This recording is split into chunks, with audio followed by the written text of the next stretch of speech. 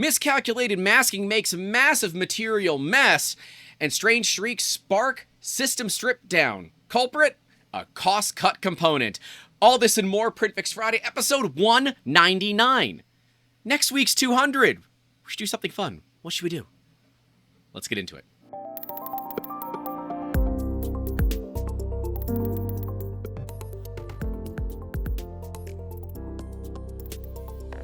Starting off, when I get a ping from Mitch from Polar Filament saying, Grant, I have some Fail Friday material for you. And boy, howdy does he. Let's take a watch. I don't know how much. Oh no. Check to see what Oh my gosh. Dang it, that's expensive. This is nylon 12 too. That's a tough one. You never want to see a big mess of pellets below your extruder, especially when you're a filament company, like Polar Filament, who makes filament in America. You guys want to see us go up there and film with them? Let's see a little deeper into this story. So we walked over to the filament line to see this. We had taken off the colorant, the doser, to do some work on it for a second. We just put a little piece of tape over it. And yeah, the tape fell off and it dumped all of the nylon 12 pellets all onto the floor. Can't use it anymore now, it's contaminated. We don't know what it is. But yeah, it's all under here, all under here. It's about 50 kilograms of it. Toast. Oh, this hurts my soul so much. It hurts my soul so much that a piece of blue tape was the reason that this failed. So for those that don't know, this up here is a door for a doser. We can see that the door is just held in with what appears to be gravity. A doser is what you would use to put colorant into filament. These dosers accurately and properly mix and measure material so that when it goes down into the extruder itself, you're now able to get consistent color throughout the entire roll of filament. But unfortunately, the door that's held down by gravity, Pellets said no, and the piece of tape was really just there for moral support, apparently, and the entire hopper of one of the most expensive polymers outside of Peak Pec and Ultem, you know, at least the thermoplastic industry, dumped the entire hopper all over the floor. 50 kilograms of nylon 12, a very expensive material, gone. Now, I said that it should be a local only. There's no guarantee that this is pure nylon. It's gonna have some crap in it. You're going to pay a little bit over cost, enough to cover the cost of the material and the labor, but give it to local people, because I think that would be a lot of fun. I would love a spool from this, because I just want to see what happens if you get like a random pellet of PLA in a lot of pellets of nylon. Pure filament is getting harder and harder to find. Some companies might just vacuum that up, filter it a little bit, and say, good enough. We can ship it. Even further, if we add black colorant to it, they won't even know what kind of other crap happens to be in the filament. And if something goes wrong, it's PA12. It's nylon. It always goes wrong unless you have, like, really well dialed in print settings. But see, that's not what Polar does. They're gonna end up likely throwing all of this out, and if they do a custom run, and likely only available to those in the area of which they're located, Troy, Michigan. We've seen plastic on the floor before. In fact, I might have caused some when we were at Printed Solid. Not a ton, not like this. Back in the day when we made filament a long time ago, when we had to pour in the material into the hoppers. Now, of course, it's all done with vacuums. If the hopper has a fail of some sort where the pellets can come out, oh boy howdy, do they come out fast. I would highly recommend, and I'm certain Mitch is already working on this, some sort of way to lock out and tag out the actual door for the doser itself. It looks like that it might have been pushed forward and that allowed some of the pellets to fall out, seeing the gap being larger as it goes down. And there might be an easy way to handle that. There might not be. I don't really know their machines, nor do I know their dosers, but certainly I would bet that something better than blue painter's tape is going to be implemented, if not immediately, very, very soon. It's a great learning lesson, though, that when you are dealing with something that has a lot of weight behind it, make sure to have a double locking system so that you don't run into issues like this. It's likely not anyone's particular fault. This exact system has probably worked for them dozens of times in the past. Just this one time, though, and of course it was with the expensive material, because why wouldn't it be? It didn't work. And you end up with certainly very, very expensive floor confetti. What would you all do if you were in the position of Polar? Would you do like a custom, you're taking a huge risk, but we're selling it to you for really cheap filament and just try to make your money back? Or would you toss it? It's kind of the bummer, and why we love that they're moving over to this PHA material that they're talking about, where it is 100% marine biodegradable. So if something like this happens, you can literally just scoop it up and put it in the trash, and you don't got to worry about it. But certainly this is one of the more expensive fails that we have seen on PrintFixFriday, with really not a great overall solution. So I'd love to know what you guys would do. Certainly if you want to talk about expensive fails, my entire professional career can certainly be summed up as one, but my name is Grant. This is 3D Musketeers and PrintFixFriday, where we help you get your printers back to printing with purpose. And whether you do happen to be a filament production company that has had more than one appearance on the show, both times being incredibly expensive issues, or you happen to be a end user who is just looking to get their printers running because downtime sucks, or even if you're a small business, you can reach out to us on all those social medias, and preferably, you can even film a video, post it to YouTube, and tag us in the description. We get a notification about that so we can see what your issue is and help you. It doesn't cost a dime, it gives us easy content, and hey, gives you a shout out as well. And speaking of shout outs, my buddy Phil from Ember Prototypes is making plates again! 2 weeks only. 2 weeks only. 2 weeks only. You can get super awesome build plates. You might say, Grant, that's your logo, but it's backwards. And I'd say yes, because when you print your bottom layer on this, it ends up looking super freaking awesome because you're branding the bottom of your 3D prints with an Ember Prototypes plate. He even makes ones for the Sanjay Mortimer Foundation and has done one for 2024 as well. But we absolutely love these plates. It is a really, really cool way to brand your parts and do really cool things like wood grain, carbon fiber finishes, and other things. But certainly if you are a small business and if you sell to the general public at like art fairs and things like that, these build plates are necessary, in my opinion. So when someone looks at your print and compares it to somebody else's, they know who made it because your logo's on the bottom. This is the cool thing with Ember Prototypes. Phil is only accepting orders through the 15th of July, 2025. He's doing these, in little bits and spurts and drops now. So if you want to get some, links are in that description. We do not make a commission from it. I don't want a commission from it.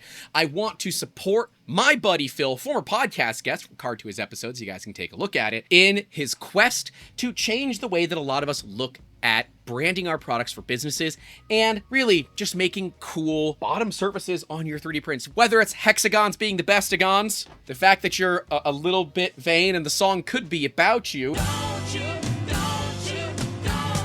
When you want to put your company logo on things. You didn't hear this from me, but the bamboo plates also fit Prusa Mark IVs, Mark 4S, and the Core 1 perfectly fine. So if you happen to be a bamboo user and a Prusa user, you can get the bamboo plate. It works on all of them. Save yourself a little cash because the Prusa plate doesn't work on bamboos.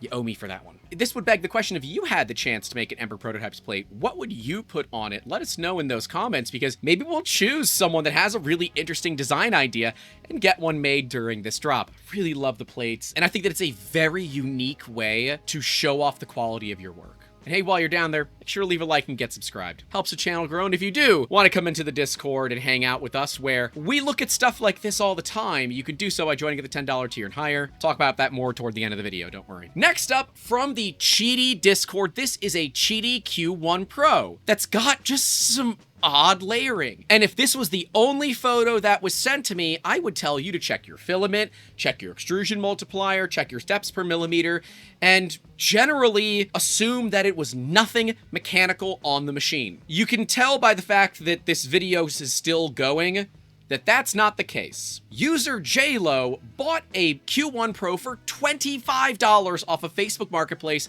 because someone was so fed up with it, they could not get it to print well, and they said, hey, for 25 bucks, what's the big deal? I'm not gonna waste a ton of money. Maybe I'll spend a little bit of time, but I know what I'm doing. I can do this. Here's what they found. Well, it was squeaky when I got it, so, you know, I oiled all the idlers and everything, and I've been running it here, there, and everything. You can just hear... You can hear how bad it is. Been making some parts with it, and no matter what I do, I could not get a consistent, straight extrusion line. It's just lumpy. I have that exact same issue. And, with... it should just be a straight line, but it's like... thicker, thinner, you're like, it's lumpy. So I started printing with it, and I'm like, wait a minute. And I'm watching this belt on the left side y-axis do this. And I'm like, what? Well, that's not supposed to do that. And it's so visible that when you look from the bottom where you can actually see the belt, you can see the thing wiggling around like it's a lopsided tire on a car. But see, there's one huge issue with the Q1 Pro. The machine is not designed to be worked on. And that means that getting into it requires a ton of effort. Not only were the bearings a pain to get out, the ones in the back end of the X carriage are on a single axle with 2 idlers on them, and they are epoxied in. So it was not made to be worked on. It was not made to be worked on. And you can't use traditional methods like melting out the epoxy, chiseling it out, because the actual parts here are not made of very strong plastic. And if you break these injection molded plastic parts, there are no ways to replace them without fully reverse engineering them. Qidi did not design this to be repairable. To be honest, I wouldn't buy another Q1. If this is the quality of the mechanical parts in it, they are not meant to last. And if what I saw on the assemblies, like with the epoxied in bearings, they're not meant to be repaired either. They're not. And that's a problem. And for those of you saying, oh, this isn't that big of a deal, you have to take the entire printer apart. Got to take all the panels off of the thing. You have to remove every single component from the top of the machine to get at this. It is not something that is easy, and it is further exacerbated by them dealing with Qiditech's after-sales support. I think it's a lack of training. Show them a wobbling belt, a flapping belt, and they show you like, here, spray it with some dry lube. Yeah, I'm like, come on, it makes sense. Yeah. Even a blind man could see that ain't right. And upon further inspection, it was found that the bearings pressed into the pulleys themselves were likely not pressed in correctly, and the wall thickness for the pulley is so thin that it's just easy for the stainless steel ball bearing to deform it rather than going in the right direction. This is likely what caused the failure. You can see how thin the wall is, and you can even see how bad that interior wall is galled up. And whether that is from manufacturing or wear over time, neither of those are what any of us would consider acceptable when it comes to a printer that is around the $400 price point. And these are issues that I myself have had as well. In fact, I talked to JLo about my issues specifically with their technical support. The amount of times that I did this test print for them to show them how bad my one Q1 Pro is. Yeah. For that, it took me almost a year to get them to generate a return label. And what that is, it's a replacement. They're not, like, I got it for free as part of the YouTube channel, so there's no money to give me back, so they want to replace it, which I'm fine with, right? I get that. But now, when I just ordered 3 more, 2 of the 3 have the issue, the 3rd one is still in the box. Now I don't have the confidence. It's like, I might as well just do a giveaway for it when it shows up and be like it's somebody else's problem. And upon further investigation, which, by the way, JLo, phenomenal level of investigation, very nice on that, they found that this was likely a value-engineered component, and that ones with sufficient wall thicknesses with better quality bearings would only cost about $6 US more per machine at regular volumes. Certainly at a larger volume, that price could go down. This is a value engineered component where Qidi, or what we believe more likely to be Qidi's supplier, said, hey, would you like to save a couple of bucks by using these parts? It should be fine. Don't worry about it. Now see, our understanding of Qiditech is that they're a very small company. And so these things can take a little bit of time. Did they pull a Ford Pinto situation and say, we recognize that it could be an issue, but the potential for it to be an issue is so low that we'll roll the dice? But see, the problem here is, if you buy it directly from Qidi, as soon as you open the box, you cannot return the printer. Well, that doesn't make any sense. I can't test them unless I open them. How am I supposed to verify that they're any good? And now I have to go through after-sales support, which is, unfortunately, not the greatest. It's one of those challenges that a company this size has. It's something that we wish companies would take a little bit more seriously. I would say, personally, from my own experiences with their company, do not buy direct from Qiditech. Buy from Amazon, and utilize Amazon's return policy should you need it. As much as we would love to be able to support Qiditech and love to use their considerably more profitable affiliate link compared to any affiliate links that we could put on Amazon, I can't in good faith recommend something to somebody where they could have issues like this and be stuck having to go through all this effort. This wouldn't be that big of a deal if their support was generally able to work outside of the box with you. JLo had experiences where they were bona fide able to prove that this was on the y-axis, and all Qiditech wanted to do was send out a new x-axis. But as you can see, it wasn't as straightforward as one might think. And they said, oh, okay, well, it seems like you need a pulley. Here's a link for the X+3 X gantry. If you buy this and give us your order number, we'll tell the warehouse to send you a +1 gantry instead. No. I'm like, that's $35 plus $35 shipping, by the way. Yeah, and so I'm not I emailed them paying back that. and I said, so first off, I don't need the X gantry. It's the Y gantry that's, Yep. buggered up, Yep. like, so what exact part are you sending me? I said, well, we'll send you they got back. I said, we'll send you an X gantry. I'm like, well, That's not for what I need. $65. I need $12 worth of bearings. Yep. That were $12 worth of idler pulleys.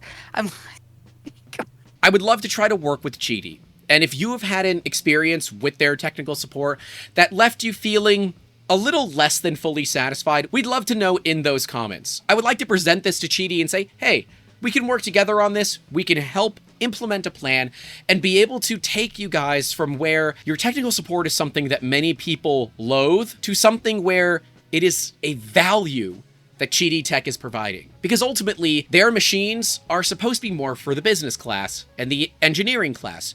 Qidi could very well and was in the past focused on the prosumer market. Yes. They were, part of the leading developers that gave you an alternative to Stratasys. And that was their market. Yep. And they're trying to get into this, cheapest, fastest machine consumer market. And that's not where their strengths lie.